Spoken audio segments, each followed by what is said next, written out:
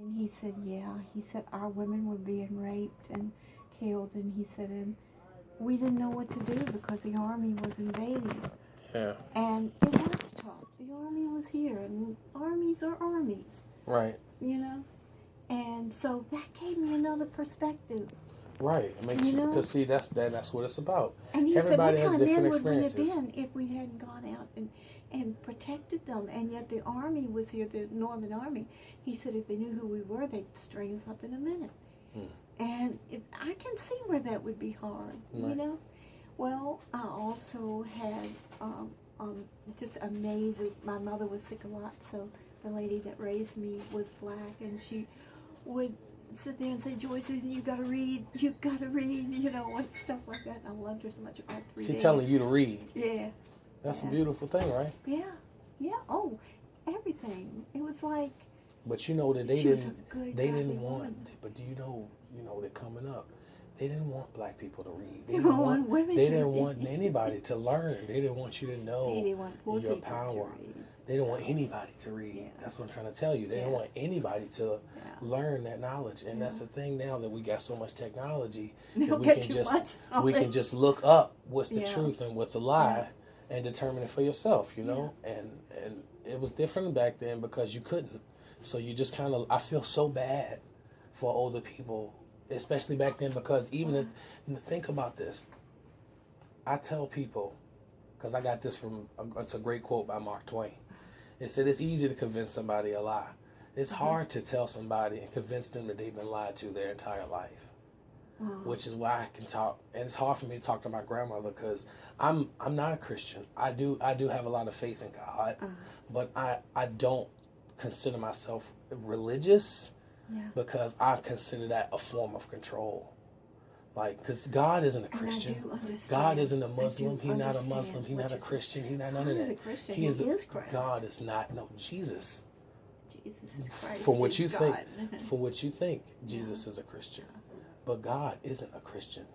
There is no religion. We all pray to the same God. It was Jesus that walked in and healed. No matter what you call him, Jesus. No matter, Jesus was a man just like us. It's kind of like there's a balance in life. I've been through an awful lot in my life, and what I've seen is that there's a balance out because the bad that you go through gives you character and it gives you rewards in heaven and gives you fruit in heaven because it makes your spirit a nicer. Right. You know. Right. You have more compassion for people. Mm-hmm. You don't like strife. Right. You know, all of that. That's how I am. Yeah. I don't want any fighting. But you know, we're all free to feel how we want to feel. But a lot of people can't accept other people's opinions or how they feel, or can't accept their, whether it's their race or their religion or their sexuality or whatever it is. They just can't accept it, so they're threatened by that, I think, and they just kind of like they don't want any part of it. People to be homosexuals, I really don't. Well, but that's a whole European thing, in my opinion. With all due respect, I think that's a European thing because I don't think any African Americans are. No, that's what I'm saying. If you think about it, look at all of the tribes. Look at all the tribes. They're family oriented. It's a man and a woman, and they make kids. And the man is with women, and they make kids. Yeah. And even with Asians and you have Hispanics, they're all family oriented people. That is a European thing. When they came over and conquered America, and they enslaved Africans and Indians. Tribes of Scots, tribes of Irish. They enslaved Irish people. Irish people came here as immigrants just the same. They sold 100,000 Irish. All I'm saying is, it's all been a divide and conquer since the beginning of time, and it's hard to accept that, no matter your age. But the young people, I don't know any homosexuality in Africa, and I know people. No, that's what I'm saying. I mean, that's not a black thing. That's not a black thing. But unfortunately, it's poisoned so much, and it's been embedded into their lives because they were raped as slaves by these men in front of other people. They were raped, the biggest, strongest slave, and rape them in front of people. Just to say, this is my power. And they made black people get into Christianity.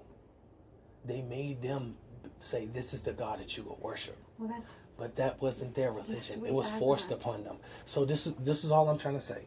Yeah. A lot of this, all of this stuff that you have balled up, that you've thought about all your life, is all now coming out like, wow, we've been lied to a long time about from the government. Government's lied to you about a lot of stuff, and all of your rights are being violated with laws. In the 1930s, the black family was intact 85%. And the government went to work on the black family, and now it's 85% broken up. Like they made. That's systematic. Men. Yeah. That's systematic, though. That's and what I'm saying. This is then all they thought went out. to work on the right family. This is thought on the out. white family, and now the white family is about 53 to 55%. It's on its way the same way. And Right. I don't like government, so that's that. Right. But I want to bring up a point to you too. You are obviously part white. No, ma'am. I'm actually half Hispanic and half Indian. You don't count Hispanics as white. No, I don't. I only count white as white. If you're white, you're white. Do you know about the Indian revolt? Do you know that they have successfully carried out a revolution and nobody knows it? Yeah. You know? I mean, the media is not going to give you any kind of positive they had prayer news meetings like that. and they went in and they told the government they were breaking the peace treaties. Mm-hmm. And that from now on they would control their reservation and they would fix their houses and they would do their thing. Right. And it's different with the Indians because when Europeans came over and they came over to conquer and what they conquered them. They just basically came over and either slaughtered them or they moved them away. Mm-hmm. And basically the Indians is just kind of like, all right, you know what, we're done. But black people go keep fighting. They go keep fighting. They just and I tell you what, severed the contract. What is it? Is it Revelations? Revelations 15, I think. It's somewhere in Revelations, around Revelations 15. Biblically, it talks about the 400-year, curse that slaves, black people, it's kind of coming around that time where that's going to be over with. Yeah.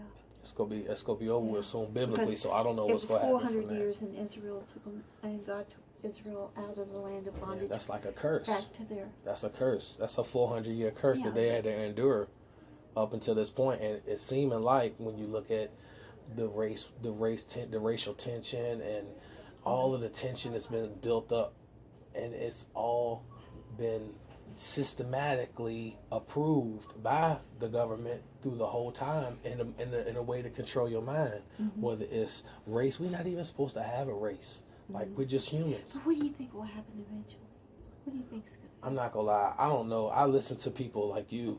I listen to older people that have been through it, and they almost just as confused as I am, you know? And the younger people, I mean, you know, it's almost like at this point you don't really know what to believe or who to believe, or who's credible, or who's this or who's that. So you kind of just got to lead on good faith, be good to people like you and I are, and just hope, God willing, you live right, and when your soul leaves your body, maybe God will take you, because I believe that this is hell, especially since God had the eternal battle with the devil, and he casted him to earth, which is where we walk. You believe there's going to be an Antichrist? I think that we've been had it. Look at how far along the tension has came. He's shaping up. It's just what bad were you news. raised as? Me? What do you mean? What church were you raised in? I was raised Baptist. I was raised Baptist. I went to Mount Olivet Baptist Church for good church a long time, and but I just kind of fell out of it because I really don't feel like I have to go to church and pay tithes and that stuff to be close to God. You know, this is your feeling. This is your spirit that we're talking about. This is how your spirit feels, and I can feel people's energy. You have a very positive aura, and it's strong. I can feel it. It's really strong, and you've been positive your whole life. Try to. You know, you remind me of my grandmother. Well, like just the sweetest woman ever. When you left, I told that guy up there, I said, man, I love that lady. I love that lady. Well, when you came in, you brightened my day up. The conversation really made me feel good. Strife is so destructive. Right. That stress will kill you. Strife, yeah. And like when I got down to the park, I came down to read my Bible today. Right. And when I got down there, and I was thinking, like, we were discussing ideas, but I certainly hope that that wasn't strife, and I haven't left him with a bad feeling for I the do day. not. Believe me, that made me feel so good that I can sit and talk with somebody of a different race, a different religion, a different aspect on life, different feelings, different experiences, and I can accept your opinion, and you can accept my opinion, and we can both be like, coming back. For a long time, it stopped, and you couldn't do it. Right. But do you know who Cornel West is? I've heard that name, but I don't. Black professor, black leader. I think I have heard that name. My son loves him. My son's a professor at the University of Alabama. Okay. And he loves him. And Cornel West's best friend is a friend of mine, and he's Dr. Robbie George, who is a professor at Princeton University. Wow. Yeah. Okay. And so we Facebook, there's a group of us, and we exchange ideas and stuff like that. If you don't, I would love to add you as a friend on Facebook. I would love that. Okay. Well, you can go ahead. I'm sorry to interrupt you. But here's what I'm saying is, this will be so exciting to you. Recently, there's been this groan out of the soul of America is that we've got to listen to each other, give this political correctness, all this you can't say that here. Right. I'm American. Just say whatever you want. Exactly. Well, please. Exactly. That's what I'm saying. But I'm just saying it for right. that. And so they actually did this agreement. Robbie George and Cornel West and this guy, I can't pronounce his name. It's Right. like that. I think he's agreed. Right. But all of these professors, but they're at Harvard and Princeton. Right. And so they did this big campaign. Listen to each other again. Right. Stop the grief. Exchange ideas, exchange opinions, stop the riots. Exactly. And the thing that worried them the most was the kids are going to college. They weren't learning anything because they had this wall up, and they had their opinion and they didn't want to hear and learn. And you can't learn in an environment whether you just, one idea. Right. And when I went to school. I know that's right. Yeah, I went to school at TJ, which I don't know if you know where it is, but it's in the middle of Richmond. Thomas Jefferson? Uh-huh. Okay. Yeah, it used to be the. Why are you laughing? I love you, yo. I love you already.